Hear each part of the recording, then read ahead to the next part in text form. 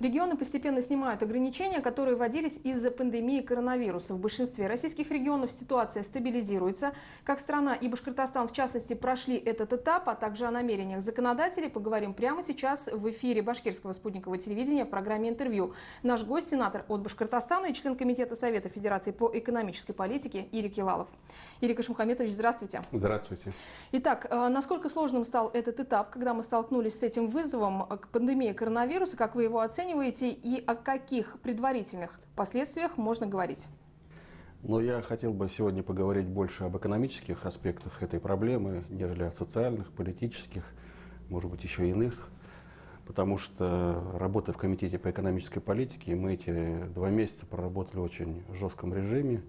Это связано с принятием нормативно-правовых документов, это связано с вопросами обобщения всей той практики, которая есть в правительстве Российской Федерации, в регионах, тех законопроектов, которые внесены были в Государственную Думу, в Совет Федерации. И сегодня можно четко уже говорить о том, что правительство Российской Федерации полностью сформировало необходимый пакет законодательных нормативно-правовых актов. Это 18 федеральных законов, это порядка 100 подзаконных актов. И плюс еще в каждом субъекте Российской Федерации были изданы соответствующие документы, либо, так сказать, распоряжения исполнительной власти, либо законодательной власти. Поэтому на сегодняшний день вот у нас в комитете сформировано 390 нормативно-правовых документов, которые направлены на поддержку экономики и граждан, пострадавших, работающих в экономическом секторе от пандемии коронавируса. Сейчас есть четкое и понятное осознание о том, что надо постепенно выводить эту ситуацию на экономические рельсы, потому что у нас, если сейчас сделать анализ по Российской Федерации, есть отрасли экономики, которые практически не пострадали, а есть отрасли экономики или самозанятости, или там малый и средний бизнес, которые практически рухнули. Ну, я могу привести пример, допустим, продолжает очень качественно и с ростом работать экономика, связанная с военно-промышленным комплексом, с машиностроением.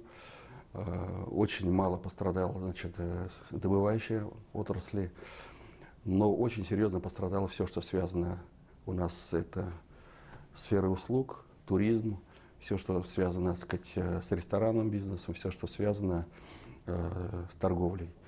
И, конечно, учитывая то, что регионы и города крупные, в первую очередь, очень по-разному структурированы по развитию своей экономики, то в проигрыше оказались, к сожалению, те города и территории, где больше всего был развит малый и средний бизнес. Они больше всего пострадали. У нас в этом плане Республики Башкортостан более сбалансированная экономика. И если говорить об Уфе, там, республике в целом, то правительство республики ведет взвешенную, грамотную экономическую политику. И на фоне общероссийской экономической ситуации мы выглядим вполне достойно. Как вы можете объяснить, с чем мы столкнулись, с чем столкнулось человечество, что происходит, какая картина? Ну, во-первых, человечество уже неоднократно сталкивалось с подобными явлениями, в том числе и в новейшей истории, в последние 30 лет. Другое дело, как страны мира и как мировое сообщество отреагировало на эти вызовы. Предыдущие, так сказать, пандемии, это свиной грипп, вы знаете, атипичная пневмония, они по своим последствиям были более страшные, чем, так сказать, то, что переживаем мы сегодня. Просто в этот раз было четкое представление, так сказать, наднациональных органов власти о том, что для того, чтобы локализовать эту проблему, или, по крайней мере, погасить эту проблему, необходимо принимать самые жесткие меры. Что-то подобное, наверное, можно только сравнить с периодом там, средневековой чумы, да, когда, так сказать, выкашивались целые города, страны, когда оставалось там, от 10 до 30% проживающих на данной территории. Поэтому все, что сделано, сейчас уже и экспертное сообщество, научное сообщество, экономическое сообщество, они считают, что все-таки все сделано это правильно. Потому что если бы не было этих ограничений, то мы получили бы просто катастрофический результат в целом в мире. То, что касается экономики, значит, сейчас идет очень активная дискуссия, в том числе и у нас в парламенте, соотношение, значит, потерь, связанных с коронавирусом, и потерь в экономике страны, так сказать, что, значит, должно перевесить, потому что ограничение экономической активности в нашей стране, оно, естественно, приводит существенным сокращением поступлений в бюджеты муниципалитетов, регионов, страны. И эти потери очень серьезные. По разным муниципалитетам, регионам это от 15 до 40% потери только, так сказать, по итогам первых 4 месяцев. Основные показатели сейчас мы увидим где-то после 10 к 20 числу июня. И тогда мы поймем вообще всю глубину проблемы, с которой мы столкнулись. Ну, насколько будет тяжелым процесс восстановления? Что говорят законодатели? Как считаете вы и что говорят ваши коллеги? Ну, у нас, надо отметить, что в Комитете по экономической политике огромная, так сказать, база аналитическая. Это не только, значит, документы нашего правительства, министерства, ведомств, регионов, но и в том числе соответствующих, скажем так, научно-исследовательских институтов, экспертного сообщества. И совершенно разные полярные оценки ситуации. Я бы хотел высказать свою точку зрения, и многие, так сказать, члены Комитета по экономической политике тоже ей придерживаются. Мы считаем, что выход из экономической ситуации по разным отраслям экономики будет разноплановый. Какие-то отрасли восстановятся достаточно быстро. Например? Какие-то будут выходить очень тяжело. Но я считаю, так сказать, ряд отраслей, связанные с бытовыми услугами и с оказанием услуг населения в виде общественного питания, они будут восстанавливаться достаточно быстро. Конечно, им будет очень тяжело, и пройдет определенный, так сказать, период, это сложно сказать какой, когда мы выйдем на уровень до пандемии. Но, по крайней мере, значит, это наиболее гибкая система. Есть ряд отраслей, которые ожидают очень серьезная, так сказать, ситуация. Это все, что связано с туризмом. Юрий Кашмухаметович, если мы говорим о восстановлении экономики, то вот практика в Башкортостане, здесь у нас приняли первый и второй пакет антикризисных мер стоимостью 30 миллиардов рублей. Если мы смотрим на все регионы России, то как выглядит этот опыт? Вот знаете, я начну, наверное, с простого очень примера. Для того, чтобы понять действие вот этих 390 документов, которые приняты в Российской Федерации на федеральном уровне, без учета региональных документов, как они, так сказать, помогают конкретному индивидуальному предпринимателю, бизнесмену или просто, так сказать, человеку, который работает на каком-то предприятии, в организации, мы должны понять это из практики. Практика показывает, что на сегодняшний день большое количество предпринимателей, бизнесменов и граждан столкнулись с неумением и непониманием, как пользоваться вот этим инструментарием. Огромная масса документов принята, да, и для того, чтобы, значит, ими грамотно воспользоваться, получить соответствующие компенсации, отсрочки по аренде, допустим, имущества муниципального государства, или, допустим, по, так сказать, отсрочкам по некоторым налогам, или получить те компенсации, которые, так сказать, предусмотрены действующими новыми нормативно-правовыми актами. В этом плане мы сталкиваемся с непониманием и незнанием самих, так сказать, участников этого процесса. Поэтому главное сейчас наладить коммуникации. Это задача и нашего комитета, и торгово-промышленных палат, и в целом региональных властей, чтобы люди научились этим инструментарием пользоваться. Все необходимые законопроекты предприняты, и они еще будут приниматься с учетом развивающейся ситуации. То, что касается региональных властей, я здесь не вижу никаких ошибок, таких, которые бы могли бы серьезно, так сказать, говорить о том, что что-то делается не так, наоборот. На общероссийском уровне мы выглядим вполне достойно, как я уже говорил.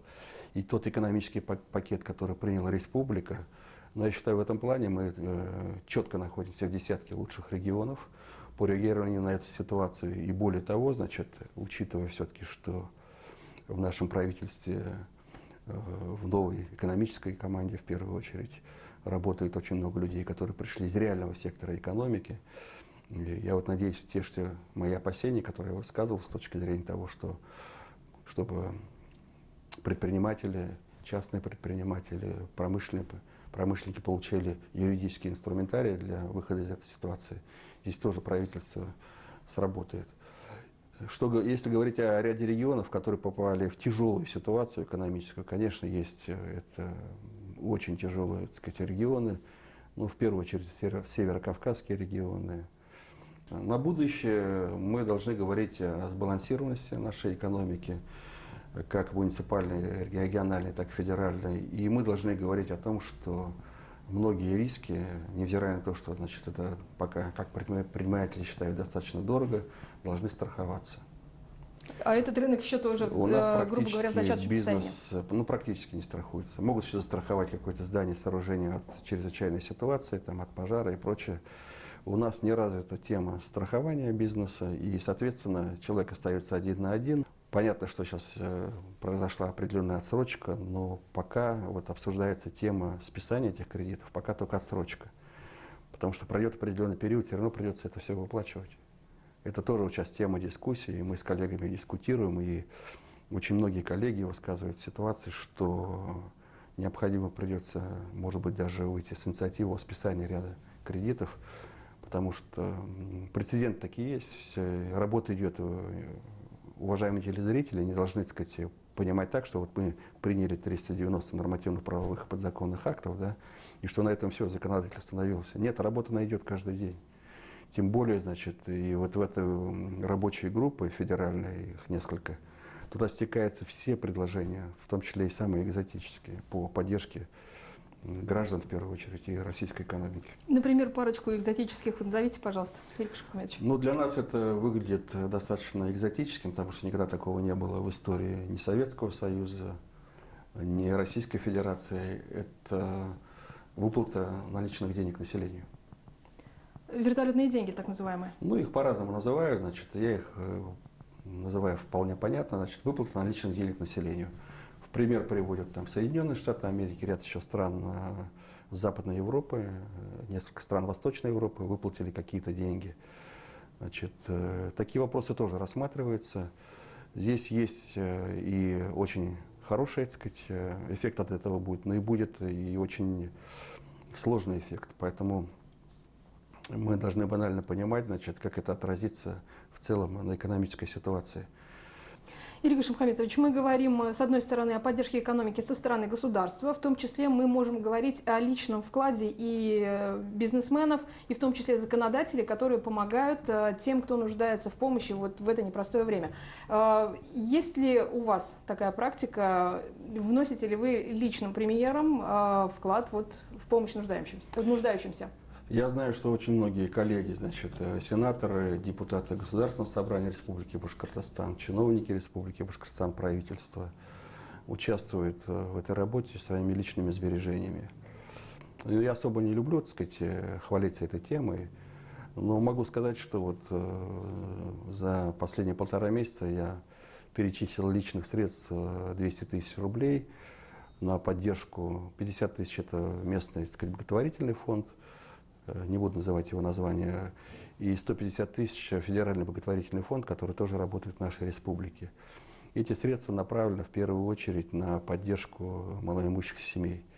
И с апреля месяца я ежемесячно, значит, выплачиваю 35 тысяч на оплату одного из работников, который работает в ковидном колл-центре. Скажем так, вот мой посильный такой вклад.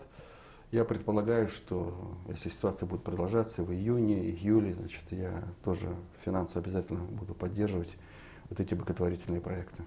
Коронавирус дал толчок развитию цифровизации. Вот по мнению ряда экспертов, в том числе операторов мобильной связи, на 10 лет мы сделали сейчас шаг вперед. В том числе мы наблюдаем за тем, как развивается система электронного контроля за гражданами, электронные пропуска и так далее, и так далее. Вот что здесь будет, мнение, да, ваше, и в том числе, как соблюсти баланс неприкосновенности частной жизни и личного пространства, и в том числе введение новых систем, которые повышают развитие общества в том числе.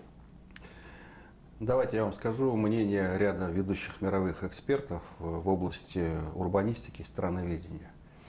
Еще 5 лет тому назад на Московском урбанистическом форуме эти эксперты, я тогда присутствовал и вступал в дискуссию, очень четко обозначили ту тенденцию, которая ждет нашу цивилизацию.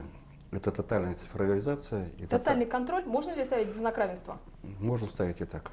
Этого почему-то все боятся, значит, но законопослушному человеку бояться нечего. Это будет тотальная цифровизация, тотальный контроль. Потому что такое тотальная цифровизация? Это тотальное облегчение, так сказать, оказания услуг государством и частными структурами всех услуг, которые мы с вами получаем. Вот когда мы создавали первые центры МФЦ в республике, в нашем городе, было очень много скептиков. Сейчас это называется «Центр мои документы». И мы получили очень современную, так сказать, площадку оказания услуг государственных, муниципальных. Ушло вот это унижение граждан, бегание за справками, унижение паспортистками уже, собирание вот этих кучи времени. Сейчас можно и права, так сказать, и паспорт, все это можно, даже сейчас в удаленном доступе все это можно получить.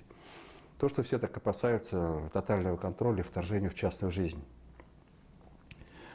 Вы знаете, значит, в тех микрорайонах, я назову в первую очередь город Москву и ряд мегаполисов, в первую очередь, наверное, это мегаполисы восточные, китайские, японские, южнокорейские, где введена тотальная цифровизация и тотальный видеоконтроль с распознаванием лиц на улицах города, количество преступлений против имущества, против гражданина сократилось в десятки раз. Десятки.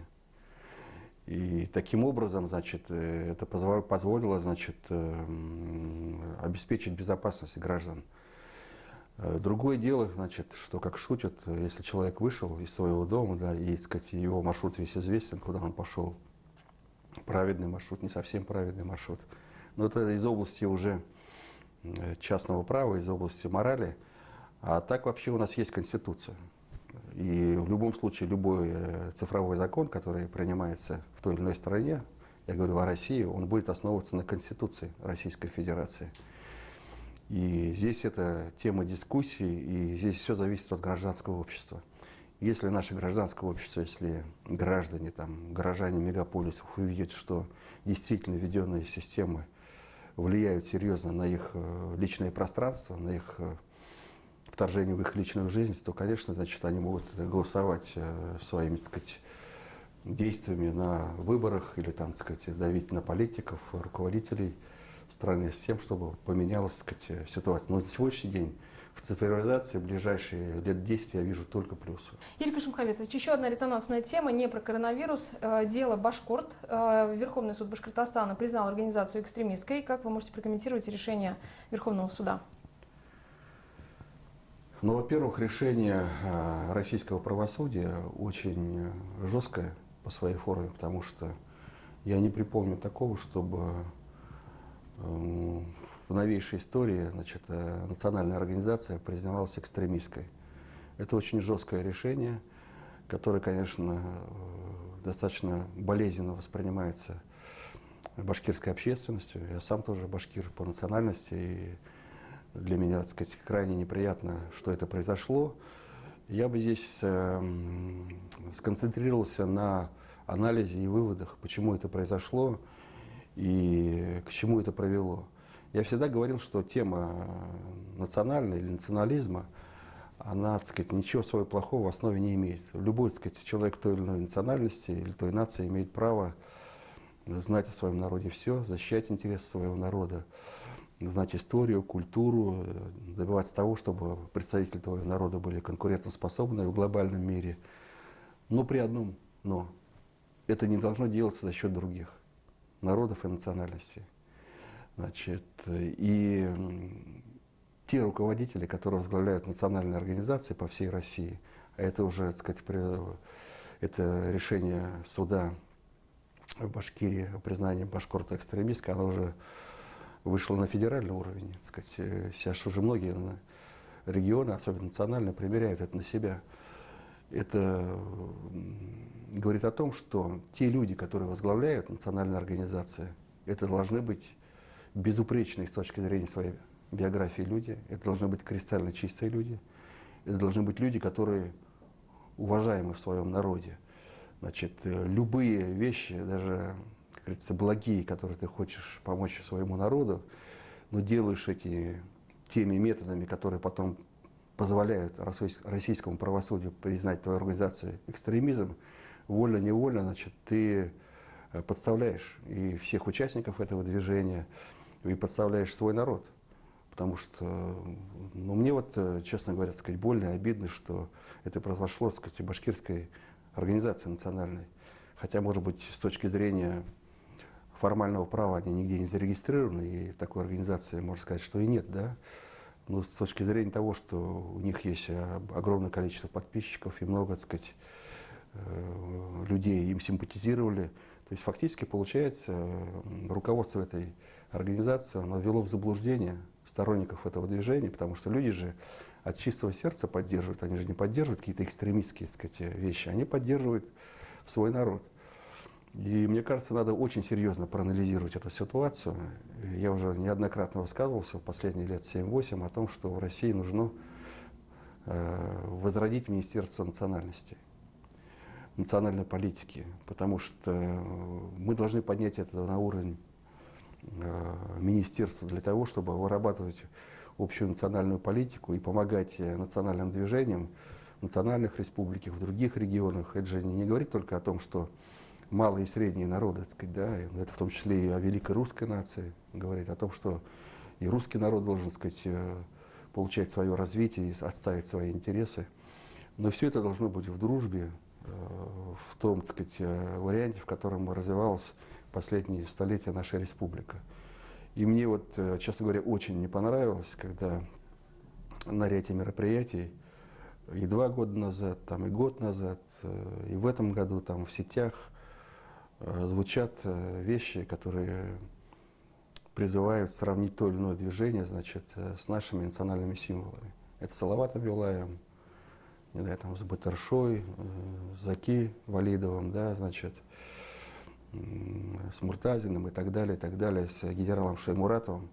Вот я считаю так, если ты взялся за какой-то гуш, если ты что-то делаешь, особенно в сфере национальной политики, не надо прикрываться своими, так сказать, великими предками. Предки уже сделали свое дело, значит, они вошли в историю нашей многонациональной страны, в историю Башкортостана. И не надо пытаться вот ссылкой, так сказать, на наши национальные символы как-то вот преподнести, что ли, себя, или приподнять. Мне это почему обидно, потому что Салават Юлаев, как и я, значит, из рода Кудей большого, а он из рода Шайтан Кудей, у меня, значит, моя бабушка из рода Шайтан Кудей. И, конечно, неприятно, когда, значит, прикрываются вот нашими символами. Я больше скажу, значит, я последние 3-4 года неоднократно призывал наши башкирские национальные организации обратить внимание на очень важный вопрос, который звучит сейчас по всему миру. Многие мировые эксперты в области национальной политики, страноведения, урбанистики говорят о том, что будущее будут иметь те нации и народы, которые смогут приспособиться к урбанистическому миру, кто смогут приспособиться к развитию мегаполисов. Если посмотреть наши национальные организации башкирские, я не критикую, я просто констатирую, так сказать, и я только хорошего хочу нашему башкирскому народу и нашим национальным организациям. Мы практически не занимаемся темой городских башкир. Их у нас уже, так сказать, за сотни тысяч, некоторые уже башкиры во 2-3 поколении.